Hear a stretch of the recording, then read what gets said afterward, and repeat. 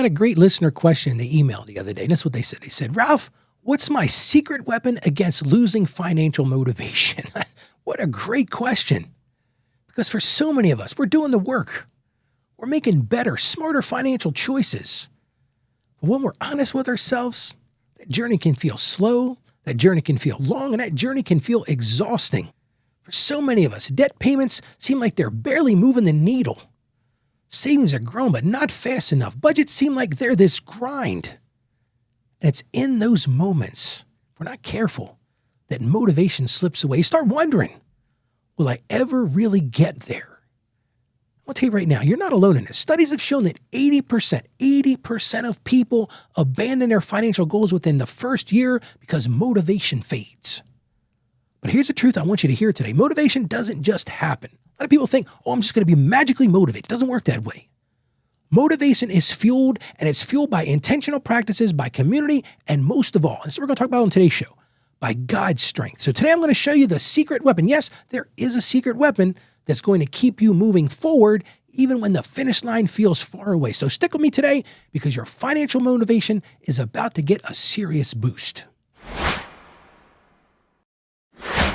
Hey there, welcome back to Financially Confident Christian. I'm Ralph, and I'm here every day helping you answer this question. How can I become a financially confident Christian? And we're continuing our mini-series of financial momentum.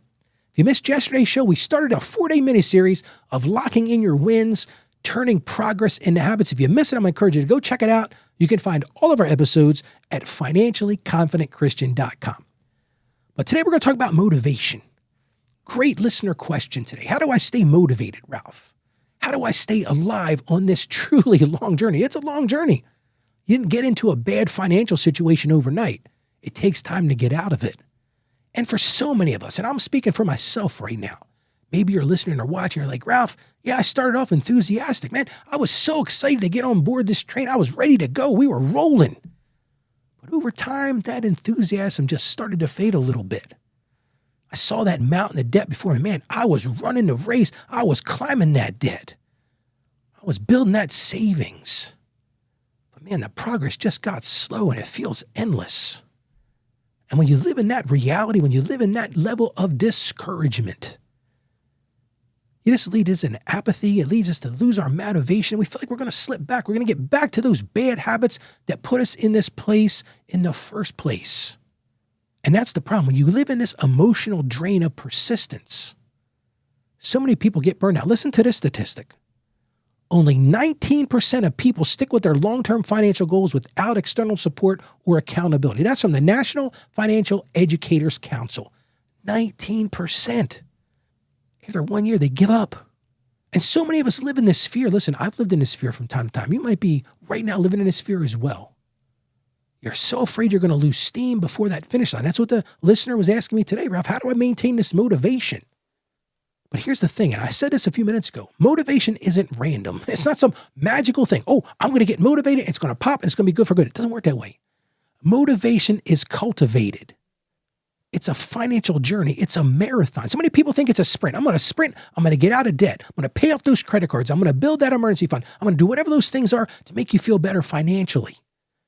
It's not random, and it's not a sprint. It's a journey. And here's the secret to the whole thing. Secret weapon, you ready for it? I promised it. The true strength comes from Christ. Let's get into the word. This one comes from Hebrews chapter 12, verses 1 and 2. I always want to give you some scripture to back up what I'm saying. Hebrews 12, verses 1 and 2. Therefore, whenever you hear therefore, better listen up.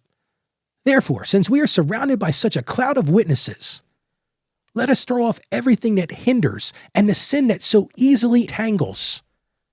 And let us run with perseverance the race marked out for us, fixing our eyes on Jesus, the pioneer and the perfecter of faith. What a reassuring Bible verse. This is one you put on the fridge. When you're starting to feel down, when you're starting to feel like that motivation is waning, we're surrounded by a great cloud of witnesses. Let us throw off everything that hinders us, the sin that easily entangles us, and let's run with perseverance the race that's marked out for us, fixing our eyes on Jesus, the pioneer, the perfecter of faith. The true answer to today's question is financial journey requires perseverance.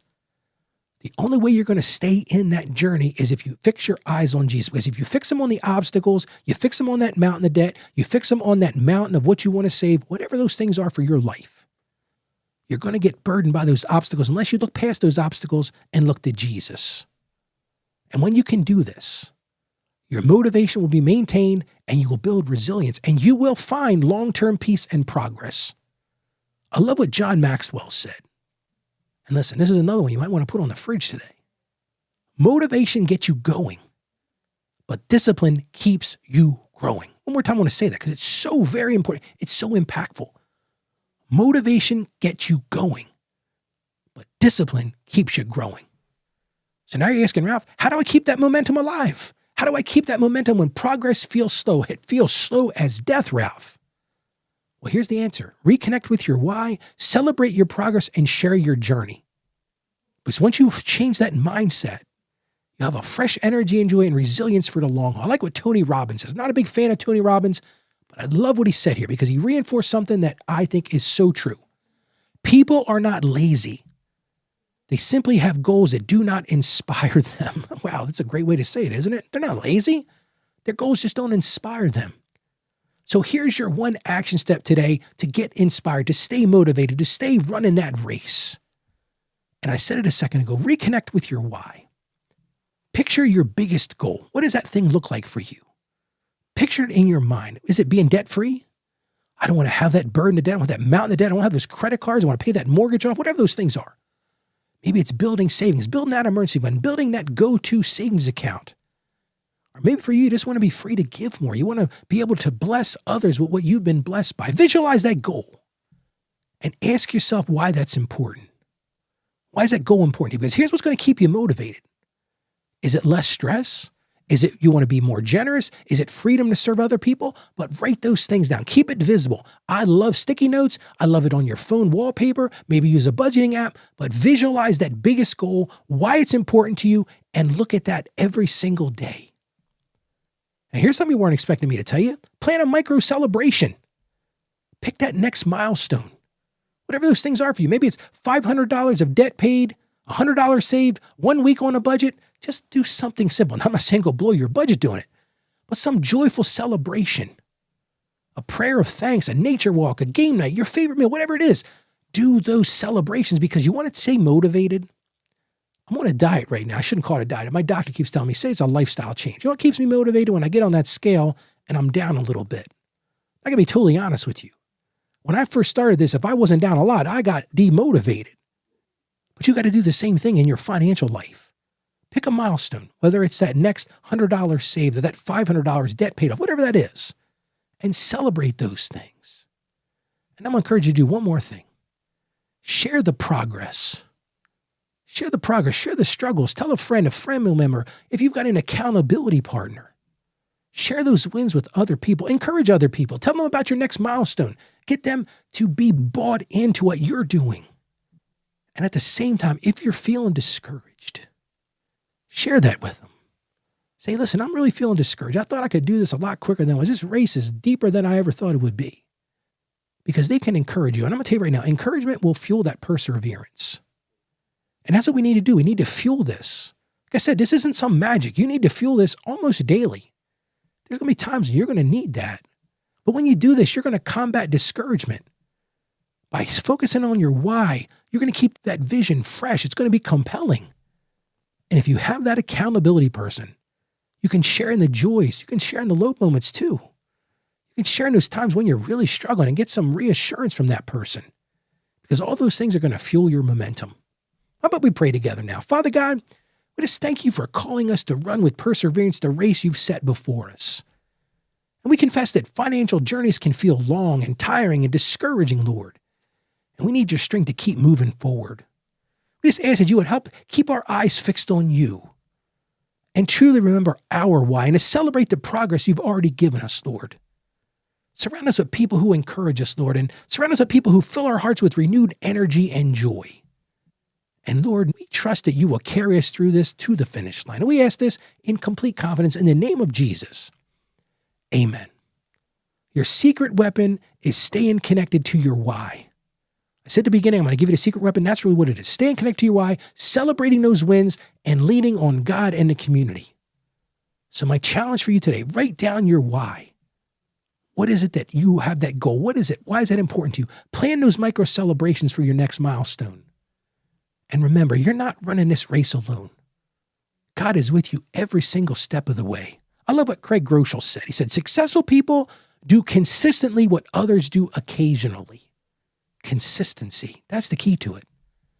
If this show has encouraged you, if it's made you feel some hope, I want to encourage you to share it with somebody else who's on a financial journey themselves. Maybe they need a fresh boost of motivation. Your share may very well be the encouragement they need today. Just point them right to our website. That's at financiallyconfidentchristian.com. Just send them to our website, send them a text, send them an email, give them a call, say, hey, I know you're feeling a little bit down lately. I got some encouragement for you. Nothing you can do is go pick up a free copy of my book. I just finished writing my third book. It's called Becoming a Financially Confident Christian. It's a guidebook to how to find this success, how to stay motivated. There's all kinds of stories of people that I've worked with over the past 30 years who have gotten to this point. You can get that free by going to financiallyconfidentchristian.com/becoming. I'm going to give you that website one more time so you don't miss it. Send it to your friends. You can share it with anybody who wants to download a free copy of my book. It's at financiallyconfidentchristian.com/becoming. Now, don't forget to join me tomorrow.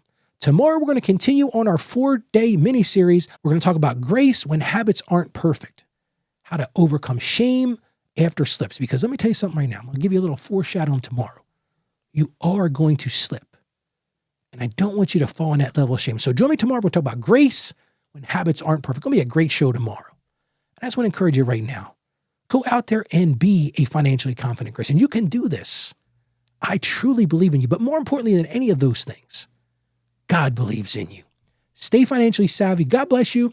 And you have a great day today.